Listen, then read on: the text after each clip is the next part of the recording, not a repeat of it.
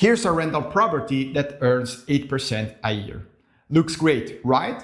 Except it's actually losing money.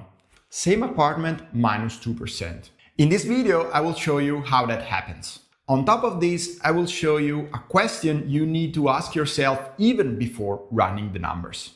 Hi, I'm Marco, and welcome to Reaching 10. On this channel, we talk about early retirement in Europe without hype, focusing on what actually works. In previous videos, we have seen the difference between investing and speculation, and we have seen that one of the assets generating real cash flow could be rental real estate. Today, we'll answer the question, is it right for you and how do you measure it? The question to ask yourself even before running the number is the following. Do you want to be a landlord? In previous episodes of this series, link in the description below, we have seen stocks and bonds. Those products you can buy with a click from your sofa. A rental property is very different. It is physical. It has a roof, it has a boiler, and there is a person living inside it. And what this means in practice is that you will receive calls on a Sunday night because of a broken boiler in your rental property. What will mean is that a tenant could stop paying and you need to know how to address this problem. And there could be other fixes that you need to address. Now you have two possibilities. Either you like to do it yourself, or you will need to delegate this to an agency at a cost. If this sounds fine or even fun, well, you have your answer. But if your head starts hurting when you hear these things, well, maybe you need to reconsider. Now let's imagine that it sounds fun to you and you want to evaluate the investment. For a rental property, one number matters: the cash on cash return. The cash the property puts in your pocket in a year divided by the cash you put in it. Down payment, notary, taxes, fee, not the price of the house. So what you make over what you put in. Simple. Let's build it. Imagine you find a place at 160,000 euros.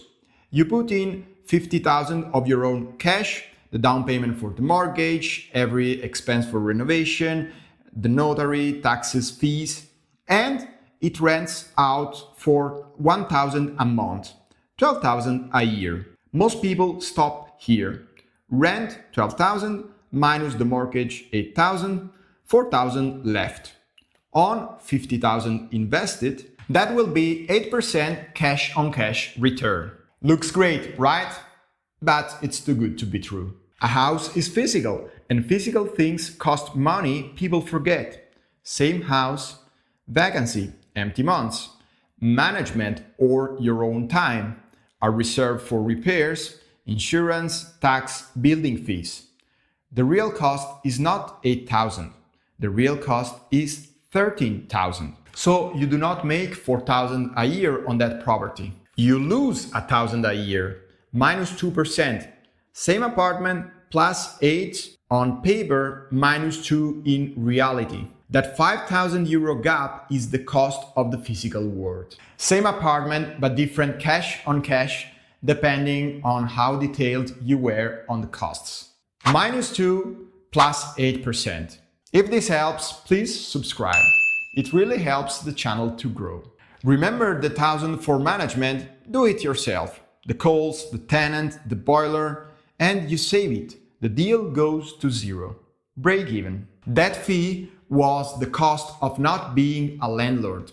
But if you like to do it yourself, you need to address this in the calculation. I ran the numbers for myself when I was living in Denmark. I believe in Denmark it's very hard to have a cash flow positive real estate property. The reason is that there are regulated rents. You cannot have a property that you use only on short-term Airbnb, or there are special conditions that applies. So it's extremely hard. But the real reason why I never bought a rental property is that I know myself and will be much more of a burden to be a landlord than an economical benefit, even if the cash flow was positive. So I stayed with the assets that you can buy with one click from your sofa. So -2, break even, who buys that? People do, And on purpose, I treated the mortgage as a pure cost. But actually, a part of the mortgage is buying back the property from the bank. That is equity and appreciation, a very different story. That's leverage and total return. We will cover this in the next video. If this resonates, subscribe. It takes a few seconds to you, but helps a lot. I'm Marco. Let's engineer your freedom. See you in the next one.